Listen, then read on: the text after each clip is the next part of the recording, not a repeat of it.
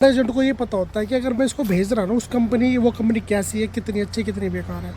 अगर वो सैलरी नहीं देती ना तो उसमें उसकी जिम्मेवारी होती है, ठीक है, सैलरी दिलाना। पर दोस्तों इंडिया में बैठे बैठे एजेंट फ़ोन भी नहीं उठाते हैं, नहीं है रशिया की, ठीक है। मॉरिशस की है ना, रशिया की करेंसी से ज़्यादा इसकी वैल्यू है, ये डबल है। दोस्तों रशिया में एक और कानून है, अगर आप टूरिस्ट वीज़ा पे जाओगे ना तो तब काम कर नहीं सकते। अगर आपके पास बिजनेस वीज़ा है ना तब भी आप काम नहीं कर सकते। पर दोस्तों यहाँ पे मॉरिशस में है ना, अगर आपके पास में वैलिड बिजनेस वीज़ा है, ठीक है, तो आप यहाँ पे काम भी कर सकते हो।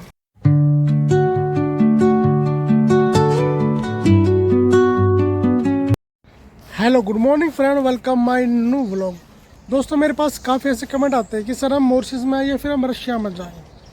दोस्तों आज मैं आपको 5 बड़े कारण बताता हूँ कि आपको मॉरिशस में क्यों आना चाहिए और आपको रशिया को अवॉइड क्यों करना चाहिए। दोस्तों हमें आजकल बहुत ही ज़्यादा देखने को मिल रहा है कि रशिया में ना बहुत ही ज़्यादा धोखाधड़ी सामने आ रही है। दोस्तों अब एक नया केस सामने आया है कि रूस की एक कंपनी है यामता, उसने इंडियंस वर्कर के साथ एक बहुत बड़ी धोखाधड़ी कर दी है। 3-4 महीने से सैलरी भी नहीं दी, और जब वो इंडियन वर्कर्स वहाँ पे सैलरी मांगते हैं ना कंपनी से, तो दोस्तों कंपनी ने ना फौज को बुला दिया है कि ये हमें परेशान करते हैं, हमसे सैलरी मांगते हैं। दोस्तों रशिया में ये है, रशिया में आपके है ना कोई नहीं सुनेगा, आपको बहुत ही ज़्यादा स्ट्रगल करना पड़ सकता है आपको सैलरी के लेकर। दोस्तों हर जगह ऐसा नहीं है, ठीक है। पर दोस्तों जो इंडियन एजेंट होते हैं ना, ये उनकी वजह से होता है, उनको पता होता है कि इस कंपनी में है ना ये प्रॉब्लम आने वाली है, और वो दोस्तों पैसे कमाने के चक्कर में ना धोखाधड़ी कर देते हैं, ना कोई उनको एग्रीमेंट देते हैं। और लोग बेचारे भोला भाले जो जो है ना जॉब की तलाश में रहते हैं, वो उनकी बातों में आकर विदेश चले जाते हैं। दोस्तों आजकल विदेश के नाम पे बहुत ही ज़्यादा ठगी हो रही है, ठीक है। और मैं आपको ये बताने वाला हूँ कि रशिया में क्या क्या रीज़न है कि आपको रशिया को अवॉइड करना चाहिए। अगर आपको मॉरिशस में मिले ना तो मॉरिशस में क्यों आना चाहिए और आपको रशिया को क्यों ज़्यादा अवॉइड करना चाहिए। दोस्तों वीडियो को पूरा देखना, वीडियो बहुत ही ज़्यादा इन्फॉर्मेटिव होने वाली है। दोस्तों रशिया में कैसे है ना भेज कर जो इंडियन एजेंट होते हैं ना, वो कैसे लोगों के साथ धोखाधड़ी करते हैं। दोस्तों उनको पता रहता है कि इस कंपनी का स्टेटस ये है, ठीक है, इस कंपनी की औकात ये है कि सैलरी ये रखती है। दोस्तों पर उन्हें है ना बंदों से पैसे लेने से मतलब है, ठीक है, उनसे 50,000 ले लेती है, 50,000 1 लाख रुपए, ठीक है। 100-200 बंदों को भेज देती है, उनसे उनके है ना 1-2 करोड़ रुपए बन जाते हैं आराम से। फिर उनका है ना उनसे कुछ मतलब नहीं होता है कि उनको आगे जाकर सैलरी मिले या ना मिले, ठीक है। दोस्तों ऐसा है ना इंडियन एजेंटों की वजह से होता है वो है। और जो लोग दोस्तों ऐसे बोलते हैं ना कि वहाँ पे है ना मतलब फौज में भर्ती बंदे अपने आप हो जाते हैं, ठीक है, ऐसे हो जाता है। तो दोस्तों मैं आपको एक बात बताता हूँ, ऐसा भी है कि कुछ बंदे अपनी तरफ से भी गए, पर दोस्तों काफ़ी बार ऐसा भी हुआ है कि उनको है ना धोखेबाजी से है ना फौज में ले जाया गया, जो बेचारे सफाई कर्मी है, जो ज़्यादा पढ़े लिखे नहीं है, ठीक है। या फिर जो बंदे हैं ना भाई, जो भोले भाले लोग हैं, उनको भी वहाँ पे जो रशियन आर्मी है वहाँ पे उनको भेजा गया है। और ये रियलिटी है, हम इसको नकार नहीं सकते कि लोगों के साथ धोखा नहीं किया गया और लोगों को धोखे से है ना रशियन आर्मी में शामिल नहीं किया गया। ये सब इंडियन एजेंटों की वजह से होता है, उनको सब पता रहता है। पर कुछ लोग है ना, कुछ एजेंट्स दोस्तों है ना बहुत ही ज़्यादा मतलब उनके कोई ईमान धर्म नहीं होता, ठीक है, वो कुछ भी कर सकते हैं पैसे के लिए। दोस्तों मैं आपको एक बात बताता हूँ, हर एजेंट को ये पता होता है कि अगर मैं इसको भेज रहा हूँ उस कंपनी वो कंपनी कैसी है, कितनी अच्छी कितनी बेकार है। अगर वो सैलरी नहीं देती ना तो उसमें उसकी जिम्मेवारी होती है, ठीक है, सैलरी दिलाना। पर दोस्तों इंडिया में बैठे बैठे एजेंट फ़ोन भी नहीं उठाते हैं। दोस्तों जो एजेंट होते हैं ना, जो इंडिया में बैठे रहते हैं, वो उनका फ़ोन भी नहीं उठाते कि भाई उनको सैलरी की दिक्कत है कि नहीं है, ठीक है, कितना फ़ोन कर लो। तो दोस्तों ऐसा होता है, अगर आप किसी भी एजेंट से जाएँ तो प्लीज़ उसका बैकग्राउंड ज़रूर आप देख कीजिए, ठीक है। अगर आप विश्वास करते हैं ना तभी ऐसा होता है। और जो दोस्तों मैं आपको रीज़न बताने वाला हूँ कि आपको है ना रशिया को क्यों अवॉइड करना चाहिए। दोस्तों काफ़ी बार क्या होता है कि रशिया पे ना काफ़ी प्रतिबंध लग रहे हैं यूएसए के, उसकी वजह से कभी कभी क्या होता है कि हमें यहाँ पे पैसा भेजने में भी काफ़ी दिक्कत आती है। और जिनके पास में वेट वीजा है ना दोस्तों, वो तो कभी पैसा ही ये लगा लो कि बहुत मुश्किल हो जाता है पैसा भेजना।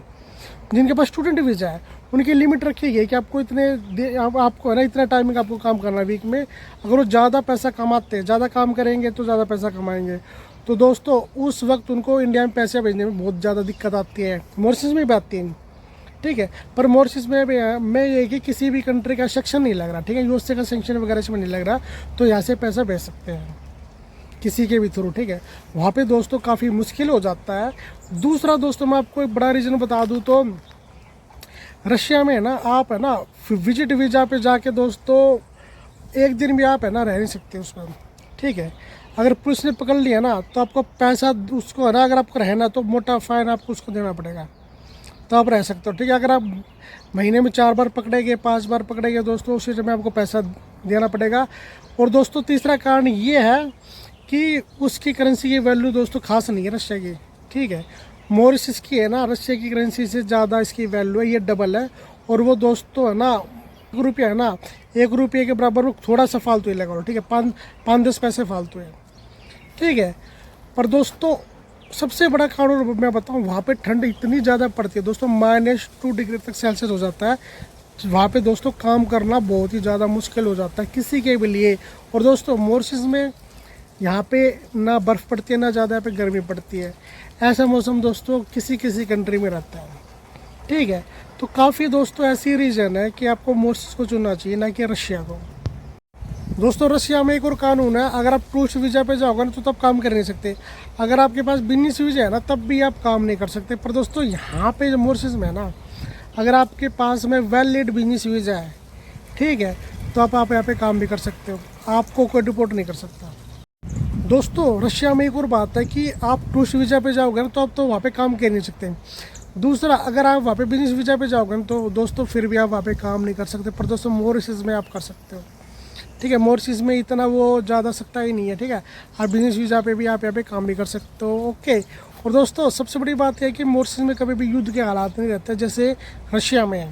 कभी भी कुछ भी हो सकता है दोस्तों। जब मॉस्को जैसे कि उनकी सिटी है, ठीक है, जो कैपिटल है, वहाँ पे हमले हो सकते हैं, तो कुछ भी हो सकता है दोस्तों, ठीक है। तो सबसे सेफ़ है ना मॉरिशस को माना जाता है, ना कि रशिया को, ओके। तो दोस्तों प्लीज़ है ना रशिया को थोड़ा अवॉइड करोगे तो ठीक है, क्योंकि रशिया में है ना जो वहाँ की कंपनी जो ओनर है, ठीक है, जो कानून है वो उनकी बात मानता हूँ, वो आपकी बात ज़्यादा नहीं मानेगा। जब हज़ार बंदों की भीड़ जाती है ना तभी कुछ नहीं हो पाता दोस्तों। तो है ना आपका, अगर आप मान लो अगर आप ऐसी जगह पे लग रहे हो जहाँ पे ज़्यादा बंदे नहीं, 4-5 बंदे नीच लगा लो, तो वहाँ पे आपकी कौन सुनेगा, बहुत बड़ी बात हो जाती है दोस्तों, ठीक है। तो रशियन बंदी की है ना, रशियन बंदी की है ना, तो रशिया वाला सुनता, ठीक है, बाकी आपकी कोई ज़्यादा नहीं सुनेगा। और दोस्तों सबसे बड़ा रीज़न है लैंग्वेज बैरियर, ठीक है। रशियन जो रशियन बंदे हैं ना वो है ना इंग्लिश को ज़्यादा पसंद नहीं करते, वो इंग्लिश बहुत कम बोलते हैं, ठीक है। तो वहाँ पे आपको लैंग्वेज बैरियर आपको आ सकता है। यहाँ पे आपको मॉरिशस में आपको लैंग्वेज बैरियर नहीं आएगा, ठीक है। यहाँ पे हिंदी भी बोली जाती है, इंग्लिश भी बोली जाती है, ठीक है। यहाँ पे मोस्टली लोग हिंदी बोलते हैं, तो आपको कभी यहाँ पे लैंग्वेज का बैरियर नहीं आने वाला। दूसरा दोस्तों आपके साथ धोखाधड़ी होने के चांसेस बहुत ही कम है, ठीक है, क्योंकि यहाँ पे मोस्टली हिंदू लोग हैं, ठीक है। और मोस्टली 80-90% जो पॉपुलेशन है ना इंडिया से आई हुई पॉपुलेशन है, पहले उनकी पूरा 150-200 साल पहले, ठीक है। तो उनको पता है, ठीक है, आपकी हेल्प कोई ना कोई यहाँ पे कर सकता है। तो ये काफ़ी रीज़न है दोस्तों कि आपको मॉरिशस को चूज़ करना चाहिए, ना कि रशिया को। रशिया दोस्तों है ना एक वहाँ पे डर का माहौल आजकल बहुत ज़्यादा बन चुका है दोस्तों। मेरे पास अभ्यास जी के वाले जी का एक कमेंट आया है कि उनके पास में प्रीमियम वीज़ा और मॉरिशस में क्या उनका बैंक अकाउंट खुल जाएगा। भाई देखो, अगर आपके पास में प्रीमियम वीज़ा है ना तो उसकी कुछ शर्तें हैं, बैंक अकाउंट तो खुल जाएगा। आपके पास में इलेक्ट्रिक बिल होना चाहिए, आप जिस घर में रह रहे हो ना उस मालिक के नाम पे, ठीक है। और उस मालिक की आईडी होनी चाहिए आपके पास, ठीक है। और दोस्तों आप जब ये दस्तावेज़ लेके जाओगे ना, ये चीज़ें जो मैंने आपको बताई है, तो प्रीमियम वीज़ा वालों का क्या है कि आपका टैक्स कट सकता है, क्योंकि स्टूडेंट वीज़ा वाले होते हैं ना उनका टैक्स नहीं कटता। आपका टैक्स दोस्तों यहाँ पे कट सकता है। अगर आप सेविंग करोगे, कुछ भी करोगे ना, तो यहाँ पे लिमिट्स होती है कुछ, तो आपका यहाँ पे है ना टैक्स कट सकता है, ओके। तो जो मैंने बताया कि ठीक है, इलेक्ट्रिक बिल, ठीक है, और जो रेजिडेंस प्रूफ है वो आपको देना पड़ेगा, और मालिक की आईडी, ठीक है।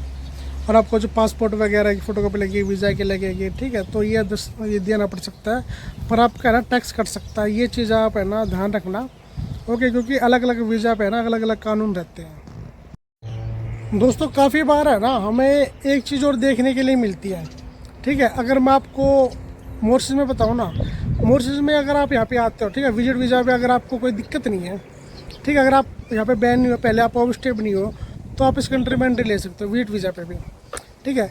पर रशिया में दोस्तों काफ़ी बार ऐसा देखा गया कि जो बंदे स्टूडेंट गए हैं, स्टूडेंट को भी डिपोर्ट कर दिया गया है। और मॉरिशस में ऐसा नहीं होता है कि स्टूडेंट को आपको जल्दी से आपको यहाँ पे डिपोर्ट कर दिया जाए। और दोस्तों रशिया में काफ़ी ऐसा हो चुका है, ठीक है, डिपोटेशन। और दोस्तों यहाँ पे है ना अभी जाके मोर्सिस में क्या हुआ है कि यहाँ पे अभी जाके थोड़ा सख्ती होने लगी है, ठीक है, डिपोर्ट वगैरह करने लगी है, ठीक है, बहुत ज़्यादा। पहले दोस्तों ऐसा नहीं होता था, पर रशिया में दोस्तों है ना पहले से है ना, आप ये लगा लो कि वहाँ पे इतनी ज़्यादा पुलिस है ना चेकिंग करती रहती है स्टार्टिंग से। आप वहाँ पे 10-15 दिन में रुकना आपका भारी हो जाएगा, ठीक है। तो ये चक्कर दोस्तों कि वहाँ पे बहुत ही ज़्यादा टफ है, ठीक है। तो आप है ना वहाँ पे 2-4 दिन भी है ना अगर इलीगल रहोगे ना तो बहुत बुरा हो जाएगा दोस्तों, ठीक है। अगर पुलिस ने पकड़ लिया तो दोस्तों वहाँ पे पुलिस फिर आपसे पैसे वसूल लेगी, ठीक है। वहाँ पे मतलब बोलते हैं ना घूसखोरी वगैरह ज़्यादा होती है। तो ये चक्कर दोस्तों।